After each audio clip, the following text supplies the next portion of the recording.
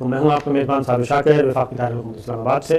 کچھ قومی سیاست کے بارے میں خبریں ہیں، اچھی خبریں ہیں، اور پاکستان جو ہے اب آہستہ آہستہ آگے بڑھ رہا ہے، نہ صرف آگے بڑھ رہا ہے بلکہ اس کی معیشت مستحکم ہو رہی ہے، اور اس کی معیشت مستحکم ہوگی پاکستان کی تو پاکستانیوں کی معیشت مستحکم ہوگی۔ بجٹ وفاقی حکومت بھی دے چکی ہے اور پنجاب حکومت نے بھی دے دیا ہے، یعنی کہ پی ٹی آئی کی گورنمنٹ۔ تو پنجاب میں بھی ایک دو چیزیں میں آپ کو کلیئر کر دوں کہ وفاقی حکومت میں بھی جو بجٹ دیا گیا ہے اس میں عام گھرانوں کے لیے، عام شہریوں کے لیے جو 3-4 براعت ہیں وہ میں آپ کو بتا دیتا ہوں۔ نمبر 1 تو یہ کسانوں کے لیے 1.5 لاکھ کے قرضے بلا سود، اور اسی طریقے سے 1.5 لاکھ کا ایک قرضہ دیا جائے گا بلا سود، وہ دیا جائے گا کھاد شاد وغیرہ کے لیے، اور 1.5 لاکھ دیا جائے گا زرعی آلات کے لیے، اور یہ بلا سود قرضے ہوں گے، نمبر 1۔ نمبر 2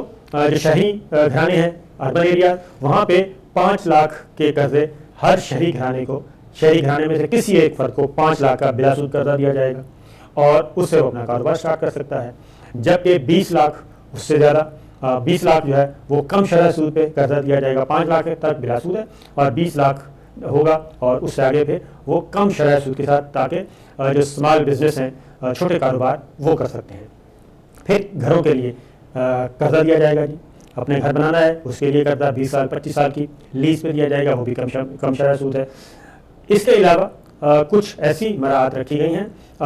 اس میں راشن کارڈ شروع کیا جا رہا ہے، یعنی مخصوص خاندانوں کو جس کی کم آمدنی ہے ان کو سبسڈائز ریٹ پہ ان کو اناج ملے گا جی، یعنی کہ کچن آئٹم، فوڈ آئٹم ملیں گے، فوڈ باسکٹ، یہ چیز ہو گئی۔ پھر اسی طریقے سے تنخواہوں میں جو اضافہ ہے وہ کیا گیا 10%، لیکن 25% اضافہ جب ملازمین آئے تھے تو تب کیا گیا تھا، اور یہ ٹوٹل منافع جو ہے، یہ ٹوٹل اضافہ جو ہے تنخواہوں میں یہ 35% بنتا ہے۔ تو اس لیے وفاقی ملازمین اس بارے میں ذرا خوش ہو جائیں، اور میں نے کہا تھا کہ 10% اضافہ ہوا ہے، لیکن مجھے بتایا گیا کہ نہیں، 25% مارچ میں کیا گیا تھا اور 10% یہ ایڈ کیا گیا، یہ ہو گیا ہے 35%۔ اگر یہ بات درست ہے تو پھر تو بہت ہی وارے نیارے ہیں سرکاری ملازمین کے۔ اسی طریقے سے پنجاب نے بھی یہ کیا ہے کہ پنجاب گورنمنٹ نے 25% سرکاری ملازمین کی تنخواہوں میں گریڈ 1 سے 19 تک 25%، اور باقی سب کے لیے 10% کیا ہے۔ تو یہ ایک اچھی خبر ہے تنخواہ دار طبقے کے لیے، کم آمدنی والے طبقے کے لیے۔ پھر ایک اور چیز اچھی کی گئی ہے وہ یہ ہے کہ ہر ڈسٹرکٹ کا ترقیاتی بجٹ رکھا گیا ہے ڈسٹرکٹ ڈیولپمنٹ کے نام سے، ڈسٹرکٹ ڈیولپمنٹ فنڈ کے نام سے، اور اس میں ہر ضلع میں خرچ کیا جائے گا مخصوص پیسہ۔ اور دوسرا ساؤتھ پنجاب، جنوبی پنجاب، جو کہ بہت کیا کہنا چاہیے نیگلیکٹڈ تھا اور اس پہ توجہ نہیں دی جا رہی تھی طویل عرصے سے، اب وہاں کی پیسے وہیں پہ خرچ کیے جائیں گے، بہاولپور میں بھی، سیکریٹریٹ ملتان میں بھی۔ تو یہ چند خبریں تھیں اچھی۔ اب ایک اور چیز، پھر اس پہ یہ کہا جا رہا تھا کہ پنجاب گورنمنٹ میں کہ جناب ہوگا تو معاملات خراب ہو جائیں گے اور بجٹ پتہ نہیں منظور ہوگا نہیں ہوگا، جے کے ٹی گروپ کیا کرے گا۔ لیکن بجٹ کے آنے سے پہلے وزیر اعلیٰ پنجاب عثمان بزدار اور ان کی ٹیم نے ایک کام کیا جی، انہوں نے جہانگیر ترین گروپ کے ساتھ بڑے مزے سے معاملات طے کیے، اور کم و بیش جتنے بھی ناراض ارکان تھے ان کو انہوں نے اپنے ساتھ ملا لیا، اور ان کے علاقوں کی مختلف اسکیمیں تھیں اور وہ شامل کر دی گئیں آئندہ بجٹ میں، اور ہر ڈسٹرکٹ میں جیسے جو ایم پی اے جو ایم این ایس تھے ان کو وہاں پہ ایڈجسٹ کر دیا گیا۔ اس طریقے سے اب وہ خطرہ ٹل گیا ہے پنجاب میں، اور اسی لیے حمزہ شہباز کا رد عمل بھی ذرا تھوڑا سا کل جو ہے ڈھیلا ڈھالا سا تھا۔ اور جبکہ دوسری جانب ایک اور بات ہوئی ہے، اور وہ یہ کہ مسلم لیگ نواز اور پیپلز پارٹی کے جو ایم پی ایس تھے وہ عثمان بزدار صاحب سے جا ملے، نہ صرف جا ملے بلکہ انہوں نے اپنی الگ نشستوں کے لیے بھی درخواست دے دی ہے۔ اس میں مولانا جلیل شرک پوری ہیں، اشرف علی انصاری ہیں، غیاث الدین ہیں، اور فیصل خان نیازی ہیں، غضنفر عباس، اظہر عباس، اور رئیس نبیل احمد، یہ سب کے سب شامل ہیں، اور ان کی ملاقات وزیر اعلیٰ پنجاب سے ہوئی، جبکہ شرک پوری صاحب کی صدارت میں، سربراہی میں ایک درخواست دے دی گئی اسپیکر پنجاب اسمبلی کو کہ جناب ہمیں الگ نشستیں دی جائیں، ہم نون لیگ کے ساتھ نہیں بیٹھنا چاہتے۔ تو یہ ایک اور کام ہوا ہے۔ پھر ایک اور اچھی خبر وہ یہ ہے کہ تعمیراتی کنسٹرکشن انڈسٹری جو ہے اس کے لیے ایک ایمنسٹی اسکیم چلی آ رہی ہے کہ آپ پروجیکٹ رجسٹر کروائیں، اور پروجیکٹ رجسٹر کروائیں، منصوبے آپ نے پلازا بنانا چاہتے ہیں، بڑے بڑے کنسٹرکشن کا کام کرنا چاہتے ہیں، اس کی رجسٹریشن کروائیں، اور اس پہ آپ جتنا بھی پیسہ لگائیں گے آپ سے نہیں پوچھا جائے گا کہ یہ سرمایہ کہاں سے آیا۔ یہ ایک ایمنسٹی اسکیم چل رہی ہے، یہ 6 ماہ کی اسکیم 2 دفعہ اس میں توسیع ہو چکی ہے، اور اب اس میں مزید 6 ماہ کی توسیع کی جا رہی ہے، اور باقاعدہ طور پہ IMF کو لکھ دیا گیا ہے، گورنمنٹ آف پاکستان نے، وزارت خزانہ نے، کہ ہم جو پیکیج کا اعلان اپریل 29 میں کیا گیا تھا اس میں ہم توسیع چاہ رہے ہیں، اور 6 ماہ کی توسیع اگر یہ کر دی گئی تو پھر مزید دسمبر تک آپ بھی اپنے جو نئے پروجیکٹ ہیں وہ رجسٹر کروا سکیں گے۔ 30 جون تک ابھی تک تاریخ ہے فیڈرل بورڈ آف ریونیو میں۔ یہ اپنے computer based IRIS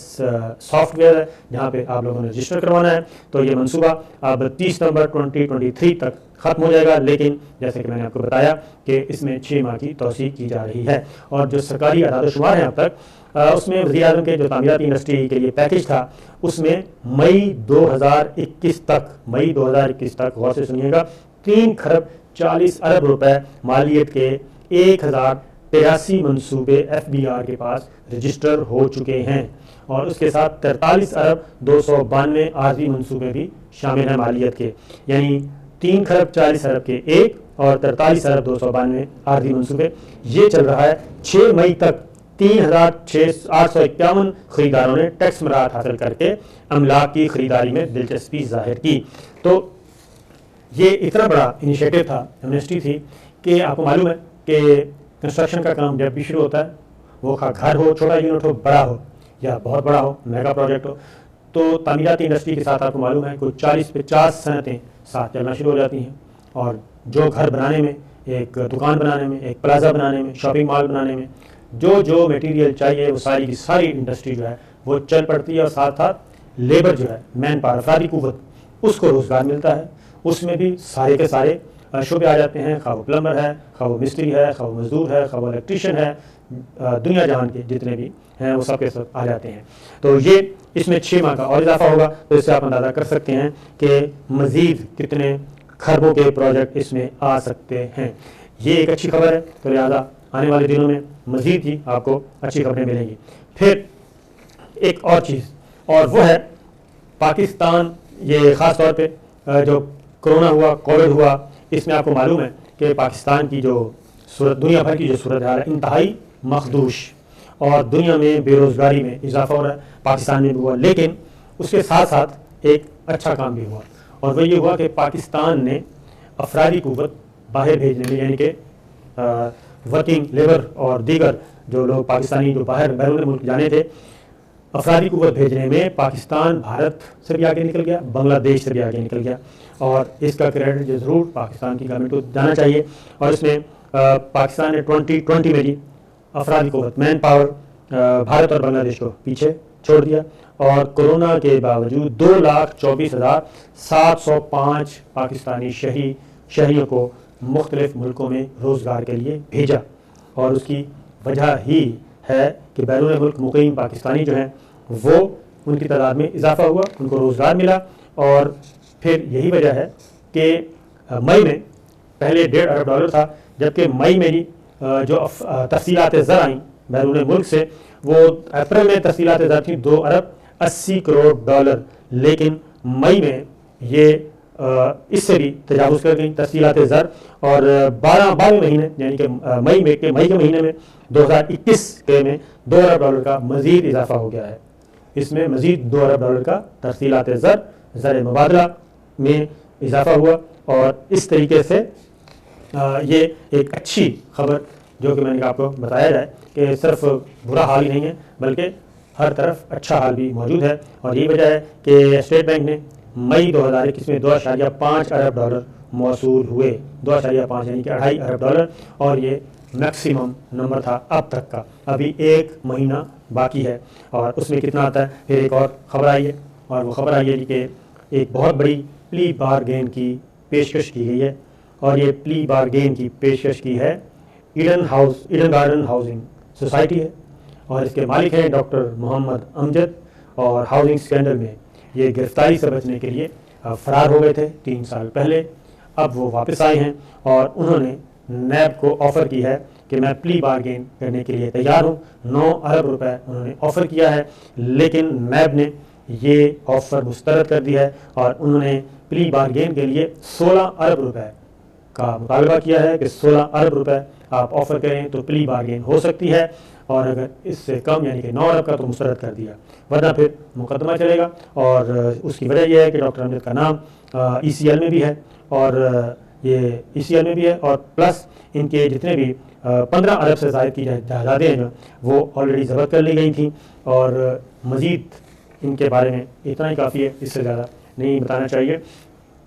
Khusro Bakhtiyar کے خلاف نیب ریفرنس کے لیے درخواست جو ہے وہ خارج کر دی گئی ہے، اور اس سلسلے میں عدالت نے کہا ہے کہ وہ کوئی ایسا آرڈر پاس نہیں کریں گے۔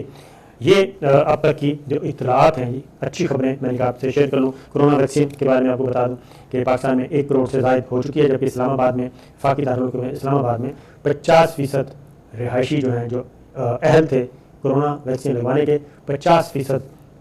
رہائشی کرونا ویکسین لگوا چکے ہیں۔ تو یہ ہے صورتحال جناب، اچھی خبریں اور اچھی باتیں۔ وزیر اعظم عمران خان نے ایک بات بتا دوں کہ وزیر اعظم عمران خان نے عالمی دنیا سے، مغربی ممالک سے، یورپ سے کہا ہے کہ اسلامی شدت پسندی کی اصطلاح کا استعمال ترک کرنا ہوگا۔ انہوں نے کینیڈا کے ایک ٹیلی ویژن چینل سے انہوں نے انٹرویو دیا، اور انہوں نے کہا کہ یہ تاثر ملتا ہے کہ مسلمان انتہا پسند ہیں۔ انہوں نے کہا کہ کوئی مذہب بھی انتہا پسندی کی ترغیب نہیں دیتا، لہذا مغرب کو اسلامی شدت پسندی اور اسلامی انتہا پسندی کی اصطلاحوں کو ترک کرنا ہوگا۔ اور خاص طور پہ یہ CBC Canadian broadcasting corporation ہے، ان کو انٹرویو دے رہے تھے، اور جو کینیڈا میں واقع ہوا پاکستانی مسلم خاندان کو جو دہشت گردی کا نشانہ بنایا گیا، اس پہ انہوں نے خاص طور پہ کہا۔ انہوں نے کہا کہ مغربی دنیا جو ہے وہ اسلامی فوبیا کے بڑھتے ہوئے واقعات کو دیکھے، اور ان کا ہمیں تشویش ہے، اور واقعتاً بات یہ ہے کہ اگر مغربی ممالک اور یورپ نے ان کو اس اسلام و فوبیوں کا نہ روکا اور یہ چیز ان کے معاشروں میں سرایت کر گئی، تو یہ بات ذہن میں رکھیے کہ یہ تاریخ سے آپ واقف ہیں، تاریخ گواہ اس بات کی کہ جن معاشروں کی اکثریت جو میجورٹی میں ہوں، وہ طبقے انتہا پسندی، شدت پسندی، مذہبی منافرت اور دہشت گردی کی طرف چلے جائیں، تو پھر ان کو تباہی سے کوئی نہیں روک سکتا۔ منارٹیز جو ہیں وہ فرسٹریٹ ہو سکتی ہیں، لیکن جو حکومت کر رہے ہیں، جن کی میجورٹی ہے، جو رول کر رہے ہیں، اور اگر وہ معاشرے، اکثریتی معاشرے، وہ اگر حکمران طبقہ جسے کہتے ہیں، وہ اگر شدت پسندی میں، مذہبی انتہا پسندی میں اور منافرت والی سوچ میں مبتلا ہو جائیں، تو پھر وہاں پہ تباہی ہی ہوتی ہے، اور یہی بات وزیر اعظم عمران خان نے مغرب کو سمجھانے کی کوشش کی ہے۔ تو اجازت دیجیے جی، اللہ حافظ۔